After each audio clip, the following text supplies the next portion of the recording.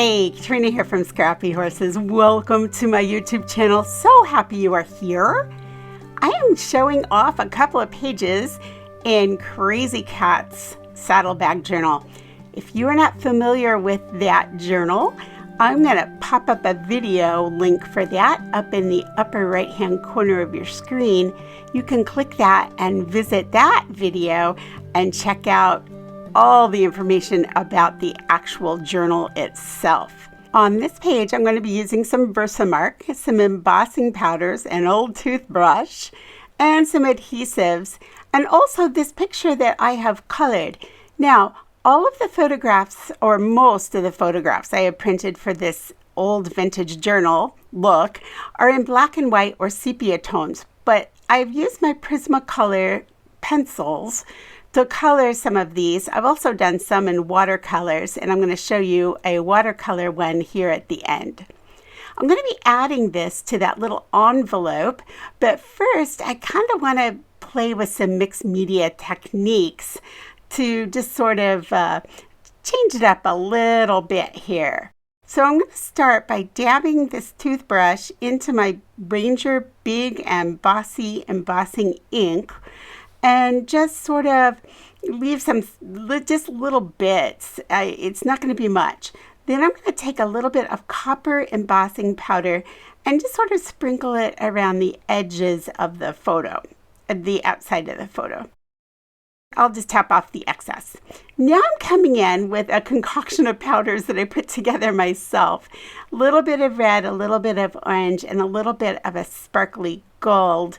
I did this for another project that I did, but I thought, oh, that'd be kind of fun on this orange flower. So I just sprinkled just a little bit around onto the actual flower. Then I actually came in with this sort of sand color, but it's actually called champagne, and just put that around the edges with the copper to kind of give it some dull little sparkle. It's not actually sparkly, but just some dull texture places. All right, I'm going to heat emboss that from the front and the back. And after it is heat embossed, I will come in with my Ranger vintage photo and go around the edges to make it look a little more vintage. Thought it might be fun to come in and just bring in my pen and just mark a little bit around the corners, just some little squiggly lines. It just adds a little bit of interest. Now talk about digging out your trash. This little bow was made from fraying a piece of soft burlap type ribbon. And when I pulled it out, I thought, wow, that's a big piece. I could use that to make a bow. And so I did. I also have a piece of lace there, and it is just a little scrap piece. What I'm going to do, and I'm so sorry I got off camera here. My apologies. I'm just going to do running stitches to gather this lace. Now, I'm going to go ahead and take one trip down the lace to gather it. Then I'm going to come back up and make another trip.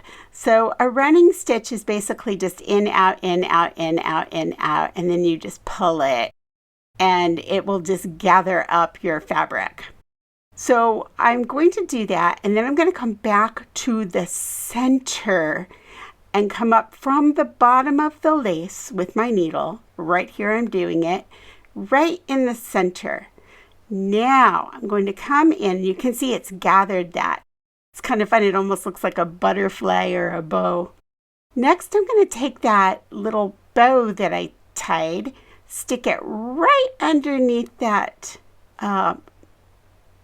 thread, and pull it tight to the back, and that will stitch it directly onto that piece of lace. Next, I'm going to come in and pierce a hole down into the picture. Now this will pull my lace now right onto the picture. I really like movement, so by stitching it and not gluing it, I'm going to have movement of that lace. It's not going to be on there tight and heavy. All right, so next, what I want to do is secure that with double score tape on the little tail of the thread. because it's really hard to knot that with paper. So that's how I keep it in place. I've used a little bit of Fabric-Tac, put that little burlap in, and now I put a little bit of Fabric-Tac over that double score tape, and I have secured that into place. Now I'm going to add a little bit of Fabric-Tac to this ribbon, and I'm going to add that just to give it a little pop of color over the burlap. And now that's pretty much going to finish up this. Got a little ooze of glue there. I'm just going to wipe that out with my finger, and it's fine. Actually, before I call it finished, I'm going to add a few little gems here. Now, I'm notorious for scattering these all over, so I poured them into a dish. Now I'm going to take my Fabric-Tac and put it out on an old stamping block. And I'm going to go ahead and dip a couple of these little gems in.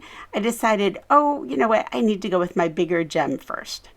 So this sort of looks like a gear or a flower. I don't know, whatever you want to call it. I think it looks more like a gear. And now I'm going to add these two little copper pieces in. They're just little copper beads. Just using some tweezers and sticking them down into the Fabric-Tac and then setting them onto the burlap. And it just adds a little bit of something there to the right. And that finishes up the back of that envelope. So it's just a fun way to finish that off. On to my little robin page. This one was a lot of fun.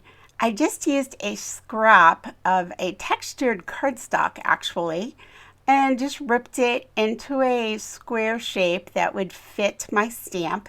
The robin stamp is from AALL and Create, and it is an adorable stamp. I stamped it onto the cardstock, then I stamped it again on some label tape. Now, this label tape is a lot of fun because it's removable. All right, so I actually used a watercolor pencils on my robin, and then went over it again with my Prismacolor pencils. Then I took the label tape that I had fussy cut, stuck it over my dry robin, and then stamped over with a close to my heart background stamp to make it look as if Krazy Cat had actually, drawn this on a piece of old music and stuck it in her journal. All right, that pretty much completes this video. Any comments or questions, leave them below. I'm always happy to get back to you. Have a wonderful week, and I'll catch up with you in the next video. Bye.